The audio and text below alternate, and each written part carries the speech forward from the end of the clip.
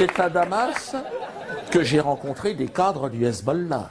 Ah, alors là, on n'a pas le droit d'en parler. Là, pas de musique techno. Hein. J'ai essayé à un moment donné. Et j'en ai vu un, je fais ça va? Ah, le mec m'a dit non, assis-toi, on s'en fout de ça. Et donc, alors le Hezbollah, on n'a pas le droit d'en parler parce que c'est une organisation classée terroriste. Donc malheureusement, ah non, je peux pas. C'est en France. Mais non. Ils ont été classés terroristes. Alors je sais pas qui fait le classement, c'est vrai, parce que je sais pas comment ça marche, si c'est les matchs à l'extérieur qui comptent double, je sais pas. Parce que franchement, sur place, moi j'ai pas vu ça. Hein. Moi franchement, je vous le dis, hein, j'ai des amis du Hezbollah, hein, très bons amis, et les mecs se sentent pas du tout terroristes. Hein. Franchement, j'ai demandé, hein, mais tu te sens terroriste? Non. Tu veux un thé? Ah, tu veux un thé? Tu veux un peu le temps? Non, on n'est pas du tout dans... C'est plutôt ceux d'en face qui sont vus comme des terroristes. Hein. Moi, j'ai pas de parti pris, hein, mais... Si, attends, l'antitessionniste, comme ils l'appellent là-bas, hein. Attends, ils sont méchants. Moi, j'y suis allé après des bombardements. Les mecs, ils bombardent tout le monde, là. Comme ça, on sait pas. La guerre préventive, en plus, toi, les mecs, les faux culs, les menteurs. Guerre préventive. Le mec, il balance tout ce qu'il peut, il n'y a plus rien. Hein. Mais... c'est préventif. L'Israélien, il est menteur. Et la guerre propre, il fait. Alors, c'est pas propre au sens où il y a moins de sang sur le champ de bataille. Hein, autant. Il faut des bottes, sinon t'en as plein les chaussettes. Mais c'est propre au niveau, je dirais, moral. C'est-à-dire, l'Israélien, il va faire la guerre? Ça va. Ça va, Moshe? Qu'est-ce que t'en penses? Elle est propre, cette guerre. Et puis c'est propre quand tu es dans l'aviation de Tsahal, parce que tu n'as même plus besoin d'être dans un avion, c'est des drones. Tu es chez toi, ton bureau c'est propre évidemment, hein, tu as un joystick, une coupe de champagne. Une seconde Rachel, je suis au-dessus de Gaza chérie. Mais oui, je balance du phosphore blanc, ramène-moi des pistaches.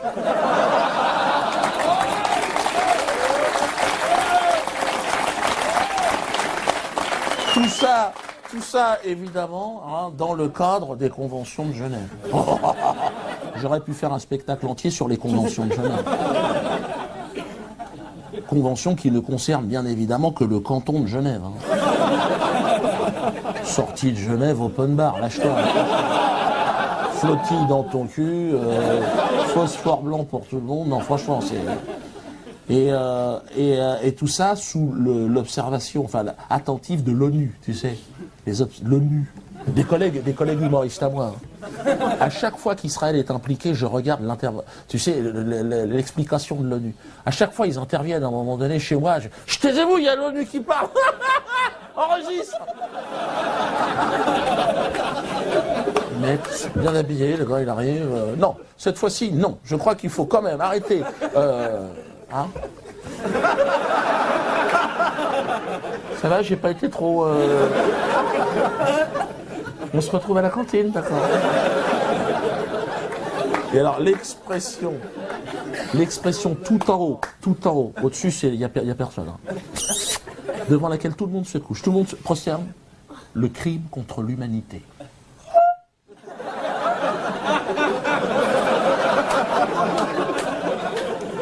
C'est une expression qui est née en 1946 à Nuremberg. Avant, il n'y avait pas eu de crime contre l'humanité. Non, c'est pas rétroactif comme concept. Hein. Non. Ah, les Indiens d'Amérique, non, ben non. De la délinquance. Excuse-moi, oui, je sais, mais... Hein, l'esclavage des Noirs, pareil. Des risques interethniques. De la bagarre.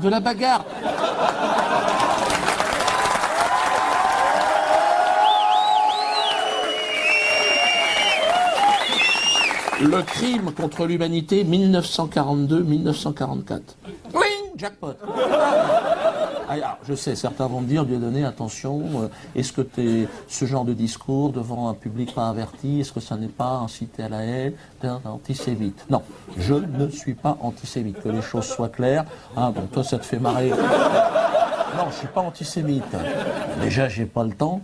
Et c'est ce que je disais. C'est ce que je disais à un passant juif l'autre jour que j'ai croisé. Enfin, je pense qu'il était juif. Le mec avait une kippa. Hein, donc, à moins que ce soit un jeune humoriste qui se lance. Et le mec m'a capté immédiatement, il m'a vu, tu sais, il est en liberté, qu'est-ce qui se passe? Alors moi, c'est vrai, comme je suis un peu taquin, tu sais.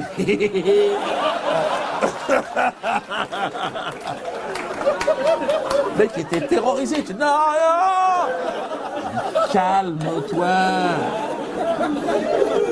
Je vais pas te déporter. Calme-toi. Tu sais, j'avais rendez-vous dans un quart d'heure, j'ai pas le temps de faire grand-chose. Détends-toi. Puis je me suis dit, Diodo, essaye de le calmer. Tu le connais même pas, le mec. Il te connaît pas, tout de suite, il a peur, le gars. Antisémite! Je suis pas tombé sur un créatif, le mec, il balance son truc. Je lui dis, fais un effort. Je lui dis, d'accord, si tu veux, si t'as besoin, il n'y a que des antisémites, des méchants tout autour. Calme-toi. Et là, il me fait, t'as pas honte? Écoute, je fais un pas vers toi, fais un pas vers moi. Je dis, putain, honte de quoi? De ma race? Hein, ta mère la pute, de quoi tu parles? J'ai pas dit ta mère la pute, j'ai pas dit. Je l'ai gardé pour moi. Je dis d'accord, j'ai honte alors, j'ai honte. Quelle honte, putain, j'ai honte. Là, il m'a dit, ouais, mais t'en fais trop, tu te fous de ma gueule. Bah, j'ai dit, évidemment que je me fous de ta gueule. Tu me laisses pas le choix, réfléchis. Honte de quoi? Puis là, il était parti. Là. Alors, perdu pour perdu, je me suis dit, je vais le pousser dans ses retranchements. Je suis taquin, le mec, il veut jouer au con, il est quand même tombé sur une 5e dan. Agimé. Alors, mais j'y vais en souplesse, ouais, bon, je t'emmerde, faut quand même que tu saches. Et bon, mais tu vois, je le mets à feu doux, le mec. Bon, dès que j'arrive à ébullition, automatiquement, je mets les pattes.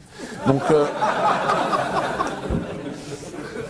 alors je le laisse partir, tu sais, il commence à sortir, bon, les fondamentaux, hein. Ouais, non, ma grand-mère, tu sais, sa grand-mère dans les camps de concentration, tu sais, en pyjama avec les numéros sur les poignets.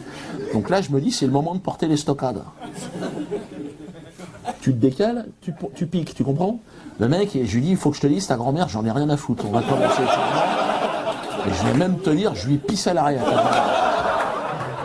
Bien évidemment, je n'aurais jamais pissé sur une déportée, bien évidemment. J'étais pas né. Et donc...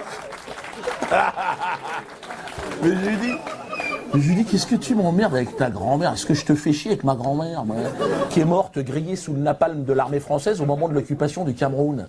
Et là, le mec, il fait, quoi? Je te parle de ma grand-mère? Tu me sors le livre de la jungle?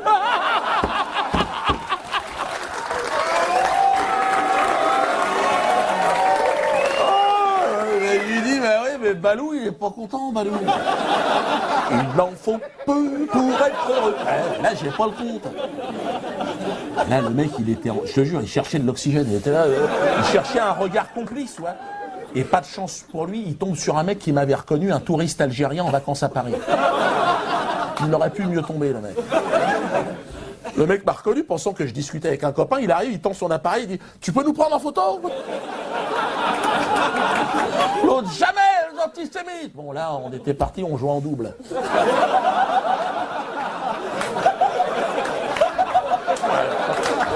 Il a pas touché une balle, t'imagines? Il chialait, antisémite! Le mec, il était dépassé, toi. Il s'est aperçu que la rue, c'était pas les plateaux télé. Hein. Ah ben dans la rue, t'es pas chez le Ruquier, hein. C'est pas pareil, ça se passe pas comme ça. Là, c'est clair que le mec... Puis alors, j'ai bien senti, normalement, c'est vrai, un juif, tu sais, qui dit antisémite, comme ça, normalement, les gens... J'avais vu ça chez Ardisson, le chantage à l'antisémitisme. C'était Besancenot qui s'était fait choper par la commandanture. Le gars, tu sais, en plus, il avait rien dit, le gars, tu sais. Je crois quand même, en Palestine, des fois, on sait pas tellement... Et en face, il y avait un mec du CRIF, toi, un 5 étoiles. Le mec au-dessus, c'est Jérusalem. Et le mec, il a dit antisémite!